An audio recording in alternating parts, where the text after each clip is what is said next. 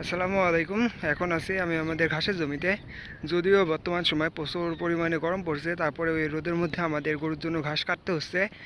আর এই বর্ষার সময় একটা বিষয় আর কি দেখলাম যে ঘাসের ভুঁয়ে মানে দেখতে পাচ্ছেন যে কি পরিমাণ আগাছা, প্রচুর পরিমাণে আগাছা হয়েছে এই সময়। আর ঘাসের ফলন তো দেখতে পাচ্ছেন মাশাআল্লাহ অনেকটাই ভালো।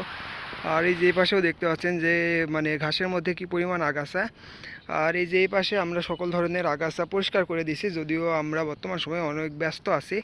মানে আমাদের যে পান বরজ আছে, পান বরজ বাঁধাই কাজ চলছে, এই জন্য আমরা এই সাইডে কাজ করার তেমন কোনো সুযোগ পাচ্ছি না। আর আজকে আমরা এই যে এই সাইডে কিছুটা জমি পরিষ্কার করলাম। আর এই যে এই পাশে দেখেন যে আমরা ঘাস কেটে খাওয়াচ্ছি, কিন্তু এর মধ্যে প্রচুর পরিমাণে আগাছা আছে। এগুলো অবশ্যই পরিষ্কার করে দিতে হবে। আর যদি এগুলো ভালোভাবে পরিষ্কার করা না যায়, তাহলে পরবর্তীতে ঘাসের ফলন অনেকটাই খারাপ হবে।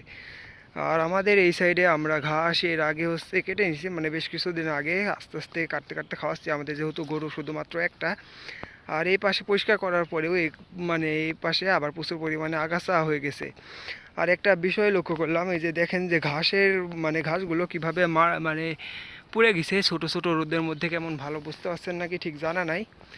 কিন্তু এই যে ঘাস দেখেন মানে অনেক পরিমাণে পুড়ে গেছে, মানে নিচের যেগুলো পাতা আছে এগুলো পরবর্তীতে বড় হলে ঠিক হয়ে যাবে। আর আমাদের এই পাশে ঘাসগুলোতে দু একের মধ্যে সার মেরে দিব। আর আকাশে মেঘ করছে, বৃষ্টি হলেও হতে পারে।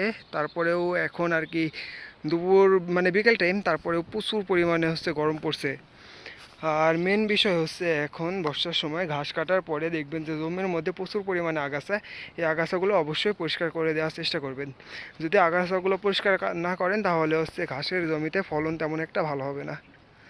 আর আমাদের এই জমিটায় বিশেষ করে এই যে উইলি দেখতে পাচ্ছেন, যে উইলি এটা প্রচুর পরিমাণে হয়েছে।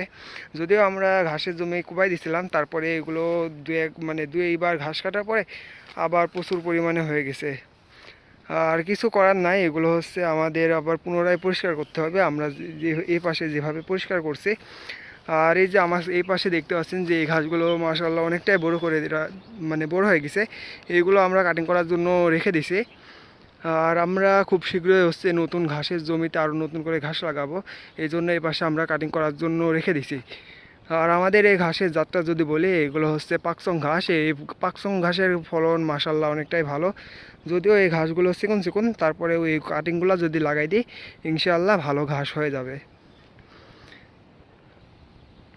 আর এই যে ঘাসের উপর দেখেন যে চমৎকার কত সুন্দর একটা ফড়িং, সে উড়ে গেছে। আর ঘাস তো দেখতে পাচ্ছেন যে মাশাআল্লাহ কতটা মানে কি পরিমাণ সবুজ। ঘাসের ফলন বলতে গেলে মাশাআল্লাহ অনেকটাই ভালো।